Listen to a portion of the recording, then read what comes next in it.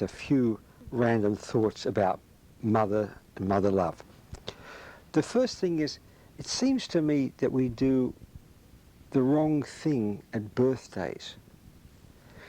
We give the, as it were, the child, the person whose birthday is, we give him or her a present. And I think this is completely the wrong way around. They were given the present of birth, of life, by their mother. And I think that on your birthday, you shouldn't be getting a present. You should be giving your mother a present and thanking her for having given you life, you know, and nurtured you and so forth. It's a time to thank the mother. Not a time to get a present, but a time to give a present. And your friends shouldn't give you a present. They should give your mother a present and your father and say, but particularly the mother, and say, thank you, I'm giving this present to thank you for giving us the present of this friend. You see, it's all round the wrong way. The mother should be getting the present. Doesn't that make sense? You don't need a present on your birthday. The mother, as it were, doesn't need a present, but should be given thanks. Now, let's look at this one. A woman the other day, having all sorts of trouble, who at the mere thought of a mother goes off into negativity, into reversal, into hatred. I said, but look, what do you want your husband to do when you're off like that? When you're putting out all this negativity and abuse to him? She said, I want him to love me, open his heart, comfort me, give me all this love. You see? When she's off, when she's misprocessing, when she's into the abuse mode, right?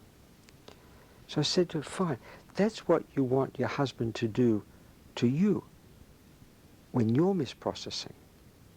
So why not do the same thing to your mother when she is misprocessing?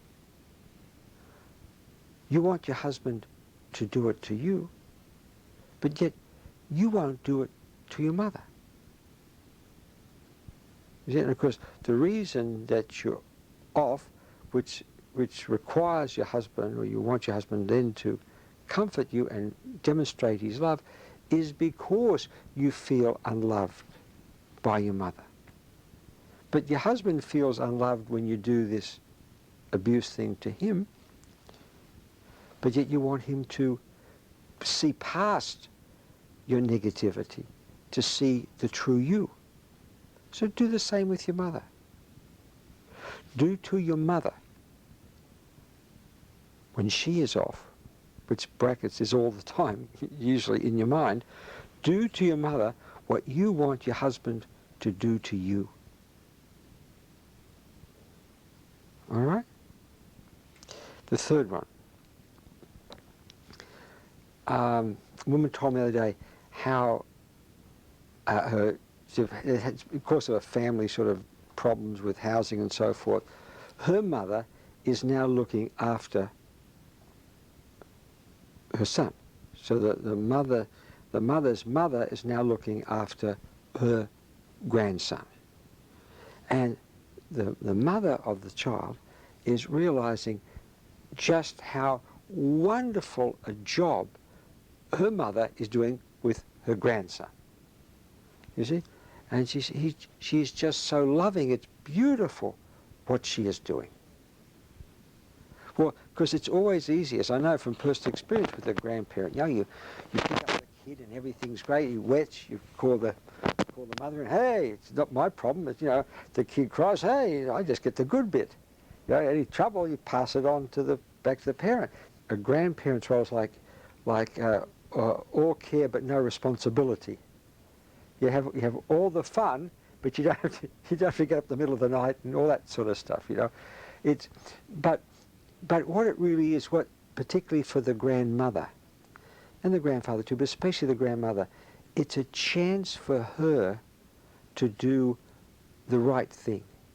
She knows how much she messed up her own child, and here is her chance now to do it right, which is why we find very, very often the main reason why her daughter has a child is to give a grandchild to her mother.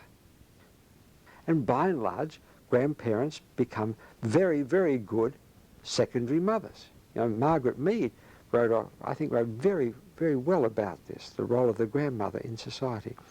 And so what this woman saw is just what a fantastic second mother, surrogate mother, her mother was to the grandchild.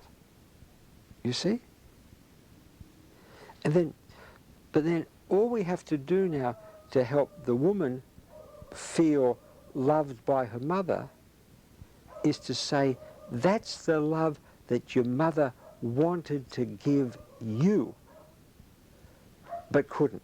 But that was the love inside her that she wanted to give. So look at how she treats your child, because now she's free to do it.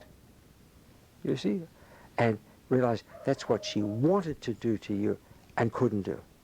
And why couldn't she do it? Because of her relationship with her mother, who probably had a very, very, very good relationship with you, but you didn't have with your mother. Because always this jumping of a generation. So if you want to see how loving your mother wanted to be to you, look at how loving she is now to her grandchildren, to your children. So there's three little sort of aphorisms I'll leave you with. If you can keep those in mind, that's about all you need.